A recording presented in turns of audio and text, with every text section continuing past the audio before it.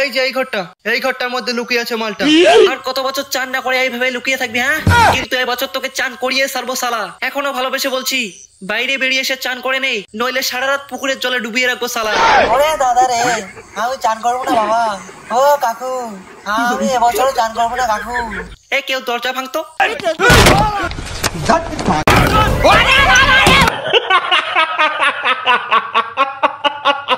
কমলা, দরজাগুলো কমলা, আমার মেশিন ঠান্ডায় পাথর হয়ে যাচ্ছে কমলা। আমাকে এক কোণে ভিতরে ঢুকে মেশিন গরম করতে হবে কমলা। তোমার মেশিন পাথর হয়ে যদি কাজ করা বন্ধ করে দেয় তবুও আমি দরজা খুলবো না। কমলা, তুমি তোমার দরজা না খুলো তাহলে কিন্তু আমার মেশিন দিয়ে দরজা ভেঙে ফেলবো। তাহলে ভিতরে ঢোকার সাথে সাথেই তোমার মেশিনটাই কেটে ফেলবো।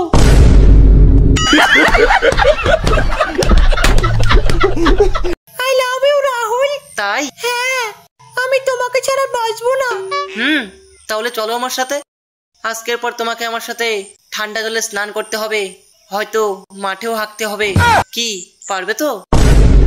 बस हवा निकल गई। যে ভালোবাসে সে কখনো ভালোবাসা মানুষের পথ ছাড়ে না। আচ্ছা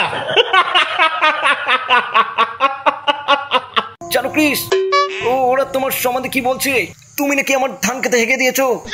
তুমি নাকি সেই ছেলেটা যে হাগার পরে ঠান্ডার ভয়ে গরম জল দিয়ে পরিষ্কার করো। তুমি নাকি আমার মেয়ের কম্বলের ভিতরে পা মেরেছো। বলো ওদেরকে, বলো সব মিথ্যে।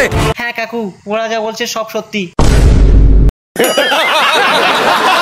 মাসে কবার চান করিস? আরে আমি তো 15 বছর ধরেই একটাই ফাটা জাঙ্গিয়ে পড়ি। আরে মাস তো দূরের কথা, আমি বছরে একবার চান করি।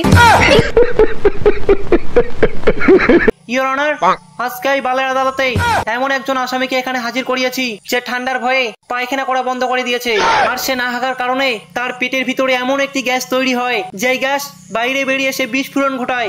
আর সেই বিস্ফোরণের কারণে 500 জনের মৃত্যু হয়। It's a straight case of attempt to murder, Your Honor.